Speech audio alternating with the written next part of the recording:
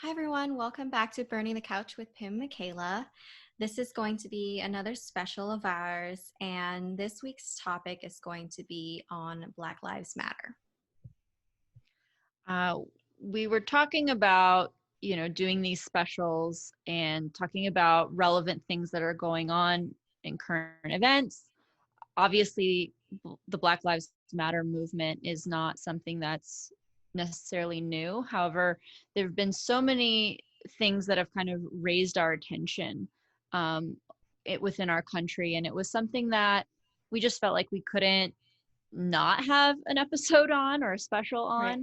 on. It's just so relevant to not only our history as a country, but we've all had some sort of reaction uh, or emotional reaction, perhaps even, as to what's going on in the world. So we thought that it was important to discuss and bring up and be real with you guys as well, because this is, I'm not going to lie, I have not necessarily been looking forward to this special because it is so difficult to talk about, and some of it makes me very uncomfortable. And I have to remind myself it's not about me being comfortable right now, especially as a white therapist. So yeah, just the recent events, what's been going on, George Floyd protesting, um, all of that, it's big stuff. Yeah. And I think, as a therapist or anyone in the helping profession, we can't necessarily stay quiet on this issue or silent on the issue. I had spoken about this during the COVID special, but on the 25th, I was moving. And so I made a point to turn off, you know, all electronics and tune out from the world so I can just focus on one task at a time. I was trying to be mindful of my own life. And so I turned everything off and I went ahead and was moving between homes and took a couple days off of work. And the next day, I didn't read the news or didn't do anything. I went ahead and just signed on to my next session with my client. And my client was just so distraught about everything that was going on. And I felt like I was doing her a disservice. And I apologized to her and I said, wow, I am so sorry that I've been out of touch and I wasn't aware. And you probably came into this therapy session thinking that you can process this with me and that I would already have been up to date with what was going on since it was only, I think, a day and a half ago, probably. And I was turned off my phone and I don't watch TV normally anyway, live TV. And so it was a lot for me to even process myself, everything that was going on. And at the same time, it was like a dual process. And I apologized to my client. I said, I'm so sorry that I let that happen. You know? Yeah. And I think that's great that you're able to make repairs like that, right? Because especially in a therapy session, um, we miss things, especially talking about things related to race. Sometimes those slip by, those moments, those discussions with our clients about race and racism. And, you know, again, this is nothing new. This has been going on Mm-hmm. for, years and decades. And it's such a part of our history in the US, unfortunately. And, it's hard to talk about. And now it's really been in the forefront, in the spotlight. And we're going to have some really uncomfortable conversations, either, for us, or difficult conversations, I should say. Yeah. Um, and They're, I think even in our personal life too, right? yeah. They're important conversations to have. And, you know, of course, there's a lot of people out there saying things like, oh, it wasn't a problem till now. No, that's not the case. Because it doesn't affect you doesn't mean that it hasn't been a problem, I think. And this is something that I was talking to my client about in therapy today of like, I think, because of the way the world is right now, it's allowing us as a country to see our flaws and all these issues that have already existed to come to the forefront. um, there has been, I don't know, I, for me, I think I've also done I've had to do a lot of my own work throughout all of this, of how can I be, um, like, how can this, I guess, well, I'm trying to think of what's a good way to say it. Like, how can See, I, it's hard to talk about. It's it hard is to hard to talk about. It is hard to talk about, but I'm thinking of how can I be helpful to my clients, if they come up with an issue of race. And what about someone whose race is different from mine? And I do get a lot of referrals, from Asian American families looking for an Asian American therapist because they think, okay, she probably understands what it's like to, be living in a multi-generational home, or I'm an immigrant but my child was born here, and we have this, discourse on, like, not really understanding each other because my child's super American. Like, those kind of issues, I get direct referrals for. But I had to really work with myself on, well, how do I deal with clients who's, dealt with systemic racism, more than I have, or maybe different than what I have. Because I don't know what it's like to be African American or to be Black. And I know what it's like to be called chink. I know what it's like to have, racist remarks, especially with COVID and all of that. But I don't share all of their experiences, and especially all the deep history that we have in America with it. Um, and I feel like in my training as a therapist, there wasn't enough training on diversity and tackling racism in therapy. Yeah. What do you think? Right. And so, just a little background, Pim and I went to the same school. That's how we met. Um, so I do remember we had a diversity course, and we had a lot of great reading material. However, there were some that it just touched the surface. I mean, it's so difficult to cram that much into Right. one course. Well, Uh, also, if anybody here is not familiar with an MFT program like the one we went through, well, we did a doctorate, and I think for the master's portion, we had one diversity class. And for the doctorate, we had like a deeper diversity class. That's two classes on diversity. And like, I don't even remember the second one. I'm pretty sure we had one. So that's how memorable it was, right? That's how effective it was. I think that's a great point, though, is that even if you Yeah. get one or two classes, it's just touching the surface. We really have to continue. And I'll have some literature that I'll share at the end of this podcast, that might be helpful in your own development, or you growing more in as your own racial being. Mm-hmm. That's something that was said to me. I actually broke out one of my old books from my diversity class, and I went through some of the questions, and my husband and I actually sat down and we went through some of them. And we talked, one of the questions was, how do you, do you identify as a racial being? Right. And as a Mm-hmm. white person, that a lot of times we don't, right? Uh, that's, that in itself is something I needed to look at, is what is it like being a racial being? What is it like to be white? Why is it so hard for me to see myself as, because if we sit down and we talk about race, I'm going to assume we're talking about your race, Pim, right? And so why is that the go-to? I have to really sit with some of my own stuff so I can be there for my clients. Yeah. I've also had experiences which, we have other episodes talking about bringing race discussions into the therapy room. But, I've had many sit downs with my supervisors talking about, I have this Black girl that's I'm working with, and she's young, she's, preteen, and the opportunity was there to talk about it, and I freaked out. I Hmm. freaked out, and I kind of, we touched it a little bit, and I let the moment slip by. And I walked into supervision. I was like, why did I do that?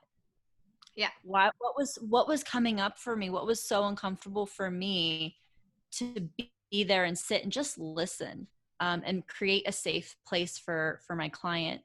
And my supervisor, she was like, you're going to get another opportunity. This is going to come up again, right? So what are you going to do moving forward, knowing that this is going to happen again? And Yeah. that really stuck with me. And we ended up having amazing sessions talking about, her experience and racism that she's experiencing even as a kid, all these things. So it was actually, but it was, I had to sit with my discomfort first. Yeah. And I'm glad that you recognize that, because it sounds like you recognize that, why am I feeling uncomfortable? This strange feeling that I have in my chest, and where is it coming from? And I think that's huge, that you first recognize that, and then you went to your supervisor and had her guide you through this process, And and I I knew it yeah, happening too. I was like, it's happening right here. What? yeah, I'm like frozen, right? I was yeah, like irritated with myself.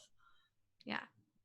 Yeah. And I think, like I said, I feel like our training programs, like we have one or two classes on diversity, and it doesn't even just surface it for a field where you work with humans, where you work with everyone of all shapes and sizes and color and age and gender. Like, you would think that we would spend more time on it, and I think this goes across the board in all helping professions too, right? We're all working with other human beings, but how much emphasis are we placing on these training programs for diversity?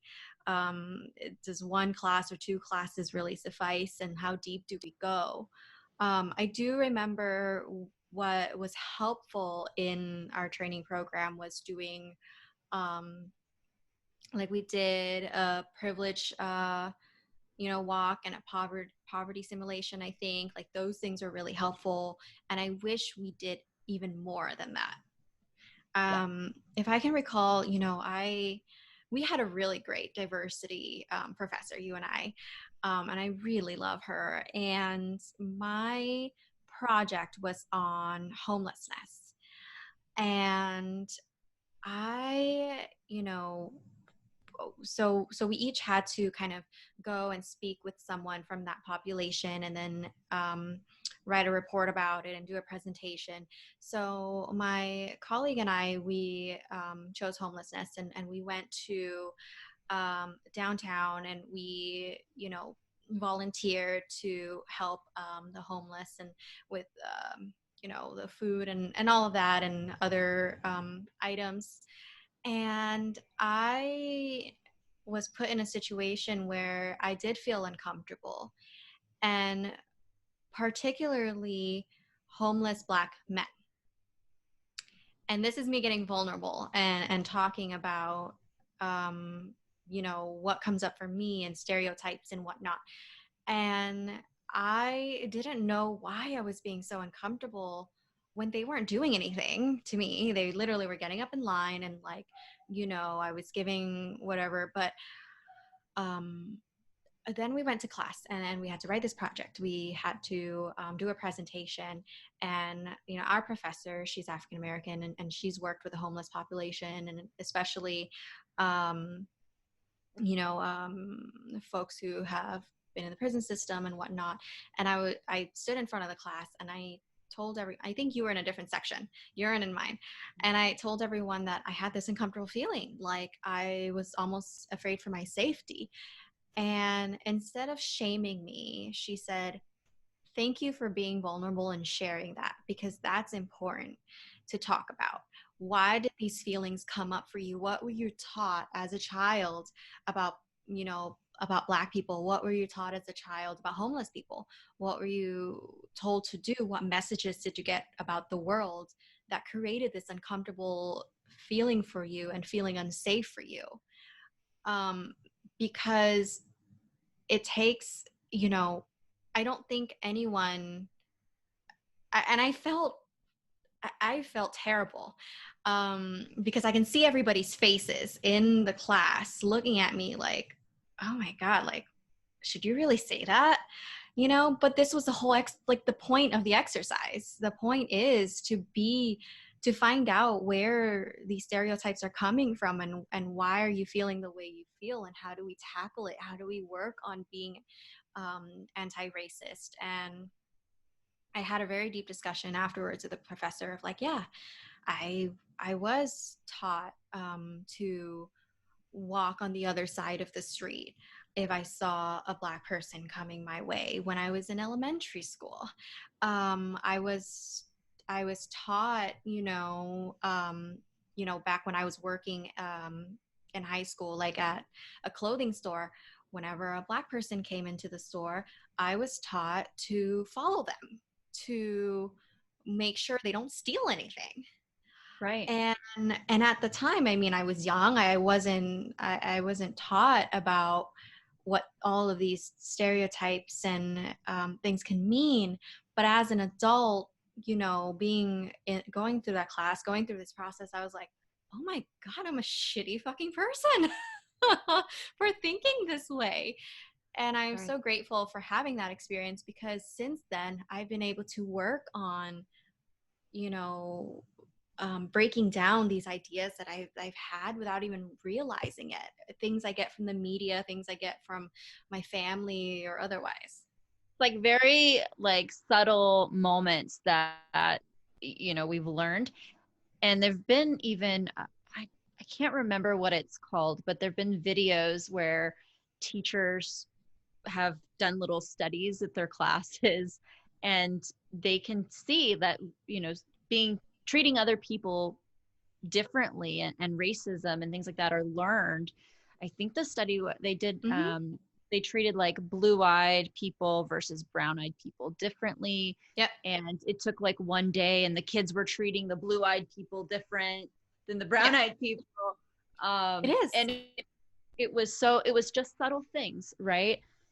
And coming back to the idea of we need to break down our own stuff, and we have to sit with our own discomfort. We have to be mm, we have to really dig deep, right? as as therapists, it's kind of our duty, because we have to address stuff like this, and as a human as well, right? And actually, one of the books that I'm going to talk about, which I'm sure a lot of you have already heard of, the book White Fragility, it is geared towards white people. And I have some that are more inclusive to anyone. But it does. Robin DiAngelo is the author, and she's a sociologist. She has a lot of stuff on YouTube and trainings that she's done. She's an amazing speaker, and she really speaks to, you know, digging deep with some of those things, with some of those experiences, and kind of how it's been ingrained in us and our type of culture that we have. So that was really interesting to me, talking about how we're such an individualistic kind of country, and how we attribute things that we've earned or things that we have as, well, you worked hard, Mm-hmm. and things that you don't have to, well, you must be lazy, right? You must not have worked hard, or whatever it is. And that's really kind of shaped a lot of our ideas about racism and how that kind of manifests. Yeah. And, something that you mentioned earlier, that, got me thinking was when you're talking about the study with the blue eyes or brown eyes, something of that sort. If I Yeah, remember. and I am probably like missing something, so don't quote me on this, but it was something Yeah. I watched Okay. But the point recently. is that like racism is, being racist is like learned, these stereotypes and whatnot. Um, so, and I primarily work with children, teens, and young adults. And when I work with kids, you know, kids as little as 2 years old are already starting to notice like racial differences. They start to notice different tones. They start to notice gender differences as well. That's when they start learning things like, oh, girls wear pink and boys wear blue. And that's where they start learning different skin colors and different hair textures, and they'll start asking questions. And something that happens quite often for me as a therapist, not anymore, but when I worked with little ones like 2 years old, 2 year olds or 3 year olds, I've gotten questions of, kids coming in with their parent and then they go, wow, your eyes are so small. Or they'll say something like that. And then the parent quickly shushes them. And no, no, no, you can't say that. Don't say that. And I honestly think that's doing the child a disservice, because then it's telling them that race is not okay to talk about, that we can't talk about these differences. I remember one incident where I went to the grocery store. This must have been years ago, but I was already done with my groceries, and this is pre-COVID. And the person right You're just next to running me. in and running out real quick. Yeah, Yeah, those are the there's a days. yeah, there's a person like right behind me, and the cashier was a Black woman, and the lady and her daughter was white, and the daughter couldn't be older than like 3, probably 4, I would say maybe 4. And she said something along the lines of, why is your skin black, to the cashier. And the cashier just laughed. She didn't respond, but the mom quickly shushed her up of like, you can't say that. And those moments right there, I think, are teachable moments. Instead of saying like, you can't say that, which gives the kid the message like, that's not okay, or we can't talk about race. Instead, I think the answer could be something like, well, her skin, skin comes in all different colors, and her skin has something called melanin, and her skin has more melanin, and our skin doesn't have as much melanin. Skin comes in so many different colors, and something like that, it would make race more okay to talk about and gives the child an answer, rather than, oh, okay, so I can't talk about skin color. Then the child might start getting their own associations, right? Like I had worked with children on the autism spectrum who, this one kid in particular was notoriously sent to therapy because they didn't like Black people. That was the presenting issue point of referral. Turns out they made an association of Black being associated with dirt, and dirt is dirty. And so they thought Black kids were dirty.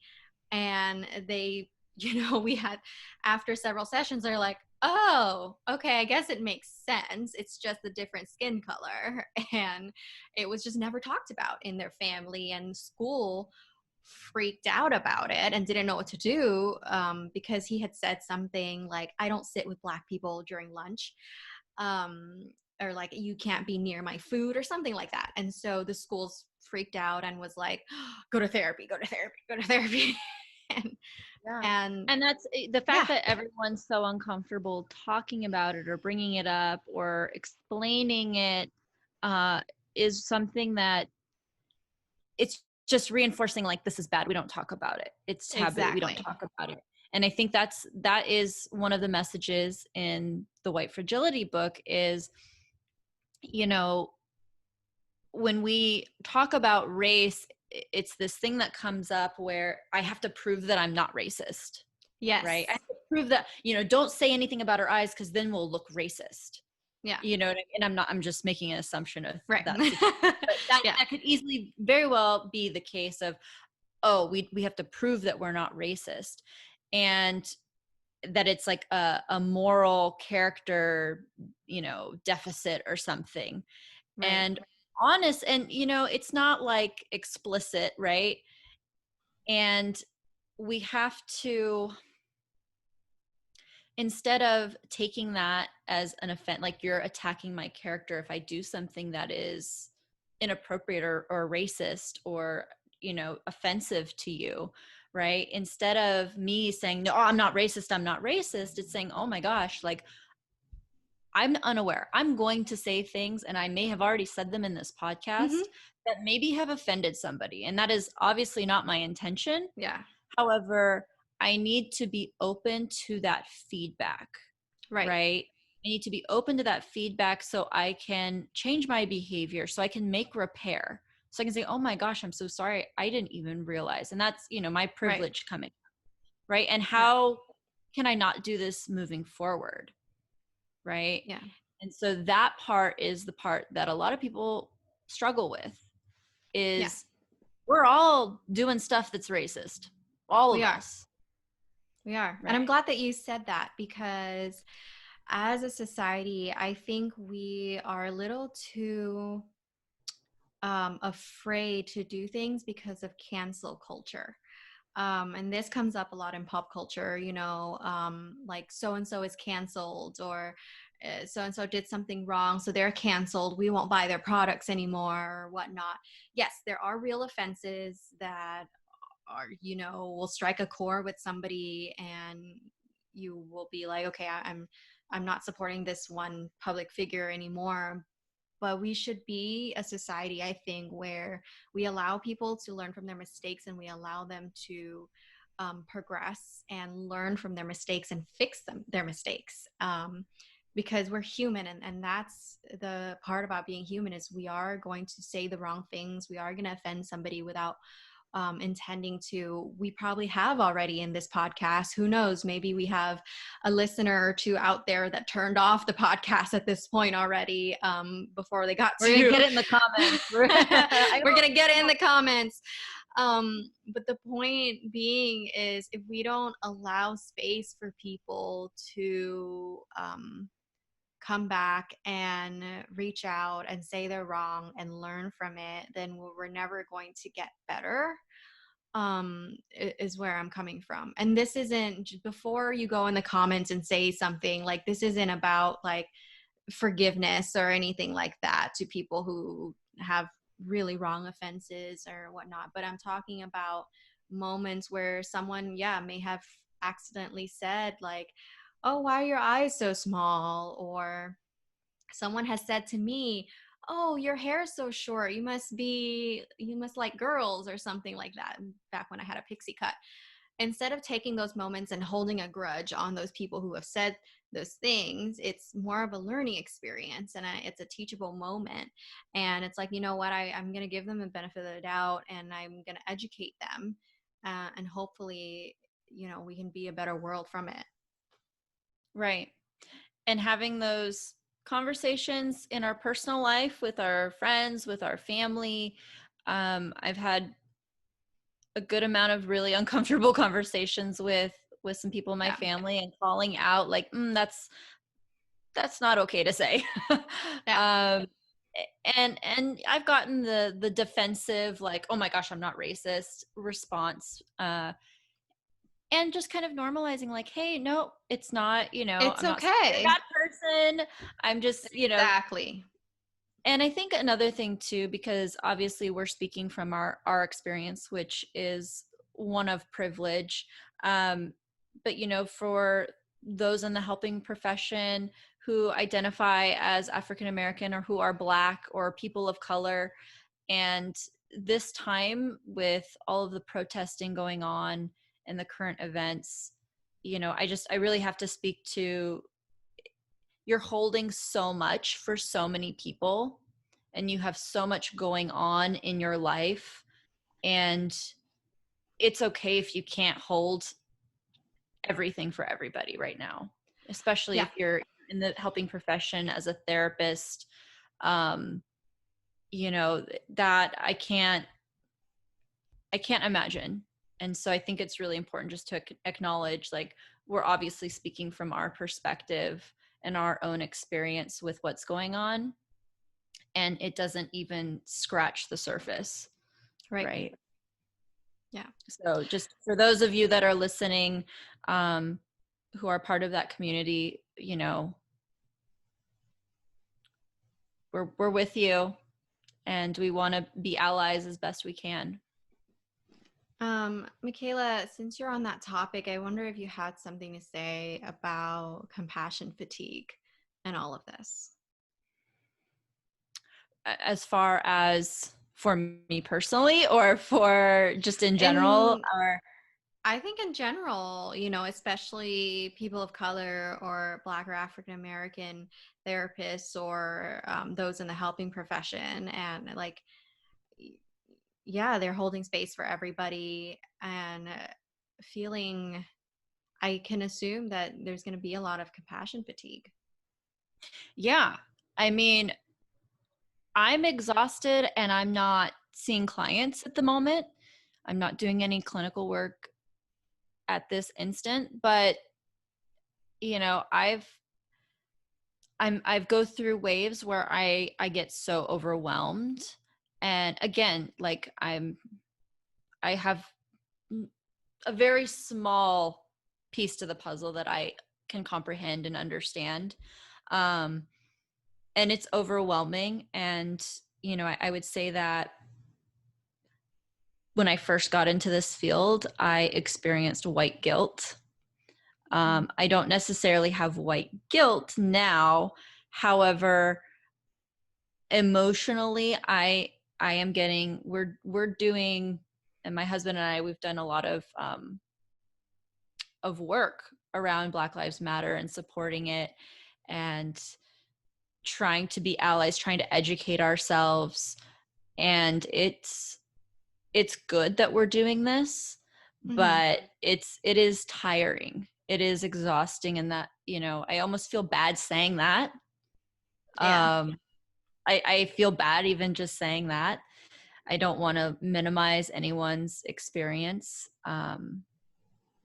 But I think that I do have to set time aside for taking care of myself so I can do more, so I can grow personally and do the work and ask the hard questions and sit with my discomfort, because, you know, this year has really been eye-opening for me, right? Something I've always been aware that it's been around.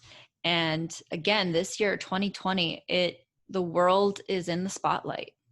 Mm-hmm. All of the nitty gritty hard stuff we don't ever have to really look at, or some of us don't have to look at, I should say. Mm-hmm.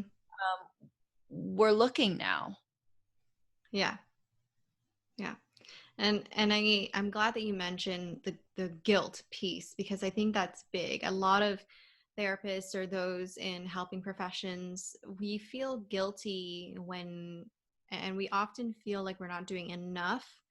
Like we always want to do more, and we always put all of ourselves or 110% in everything that we can do. Um, and it can be hard to give ourselves a break when we need to. Um, and I now I feel guilty saying that. But it's true. It's, being able to support my clients, being able to work with them about everything that's going on, and how they've been supporting the Black Lives Matter movement, and how they've been to protests and all of that, and then coming to me and helping them process everything that's going through. It's almost like I'm starting to feel this like sense of trauma that they're feeling, and then me also working on my own stuff to be an anti-racist and to be an ally. And it's exhausting, but it's not a bad thing. I think it means that there's work being done. Exactly. Exactly. And that's kind of how I see it too. These are growing pains, Yeah. right? And so the thing that we can do is learn how to be an ally, an authentic ally, right? We're not just posting black squares on our Instagram. We're actually doing the work behind Yeah. it, right? It's not a trend. This is not a trend. Um, Mm-hmm. and Exactly. so, yeah. And I think now would be actually a good time just kind of talking about what do we do? What can we do? Because it could look like donating. and supporting in that sense, or it could look like protesting.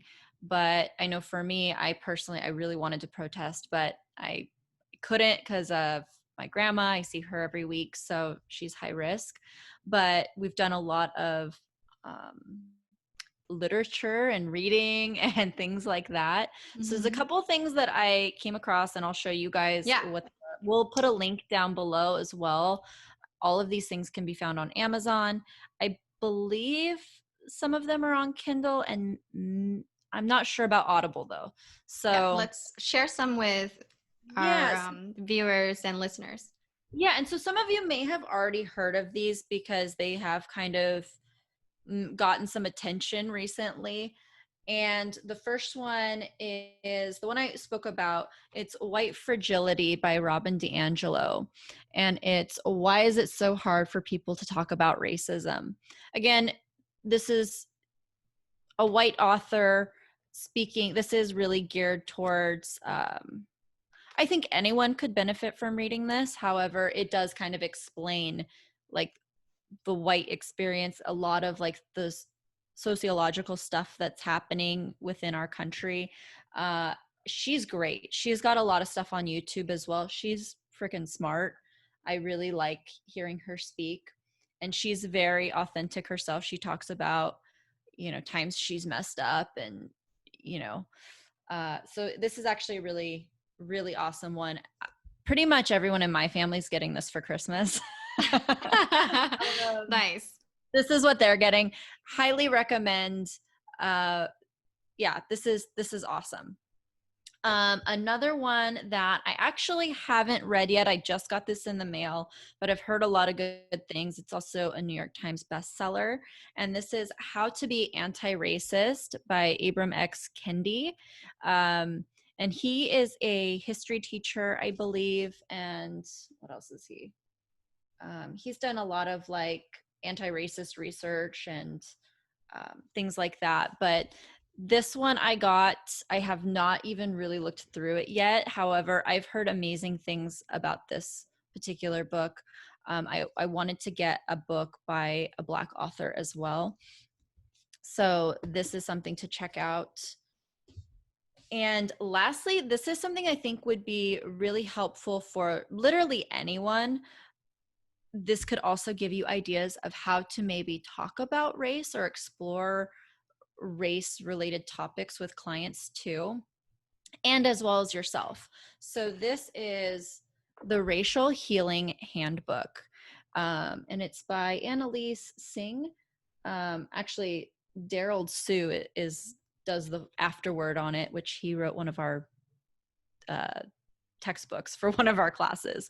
Mm-hmm. And so this is actually super cool. So it has a lot of information as well as like worksheets or prompts for yourself, or it might be helpful, give you ideas of questions, how to talk about this kind of stuff with clients. There's questions like, how you learned about racism, your first experience with race, um, areas for growth. It talks a lot about intersectionality as well. So That's a talking big about, topic. Yeah.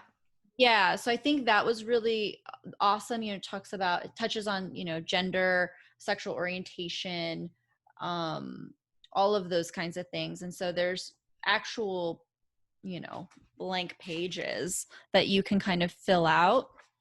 I like that. So this is, yeah, and on Amazon it was like therapist recommended. So I was like, I Yeah. gotta check this out because there's some really great prompts in here, especially for yourself, right? I would say go through this yourself if you haven't. This is Mm-hmm. great for anybody, people of color, white people, Black people, therapists, not therapists. I think this is an awesome resource. Yeah. So I'm excited to kind of delve into this myself. Now that we're doing a lot of telehealth, like I wish a lot of these books were available on like Kindle or PDF or The work something. is, That's good because I want to be able to just print it out, and do some of these things or be able to screen share with my clients and do it together. But I think, thank you for sharing the books, Micaela. Hopefully either some of our viewers or listeners have already seen it, or maybe they'll go out and purchase it. We'll put And the there's links down so below. many out there There's a too. This lot is more. yeah, this is just what I've gotten so far, what I've delved into a little bit. Um, and I'm excited to get through them. That's my homework. Yeah, I think the point of this episode was to talk about how a lot of this work comes from us, comes from within, right? There's a lot for us to do out there, whether it's protesting, whether it's being advocates or donating. There's tons of things you can do outside, but I think a lot of this work has to be done within as well, whether it's individually or with our friends, and especially with our family, to have these conversations and to look deep down all these underlying processes that are happening. There's so many more topics that I'm sure we didn't cover, that we didn't have time for. Otherwise, this would be like a 4-hour episode. Oh yeah. Yeah, and we are going to touch on these topics like intersectionality. Like I really want to touch on that topic as well, and specific interventions and things to do inside the therapy room with our clients as well. But hopefully this was somewhat helpful, if anything. Yeah. And we always want to, at the end of the day, be authentic as we can, throughout all our platforms. And we do come from a position of privilege, right? Someone who holds a higher degree and someone who has like been through the schooling and working with people and have a roof over our heads or whatnot. Like we do come from a position of privilege, and we want to be able to use our voice for the better. But we are And that's the always, intention, right? Behind yeah, everything that we do. The intention is always to help in some way, to give relief in some way, raise awareness, that kind of stuff. yeah. But we're not perfect because we're humans. And so if there's anything we left out, or if you have any feedback that you want to give to us, we would love to hear from you. Just be sure to subscribe and follow us on Instagram and Facebook at Burning the Couch. And of course, if you have any questions, comments, or feedback about anything that was said, leave us a comment, send us a private message, or email us at podcastbtc@gmail.com.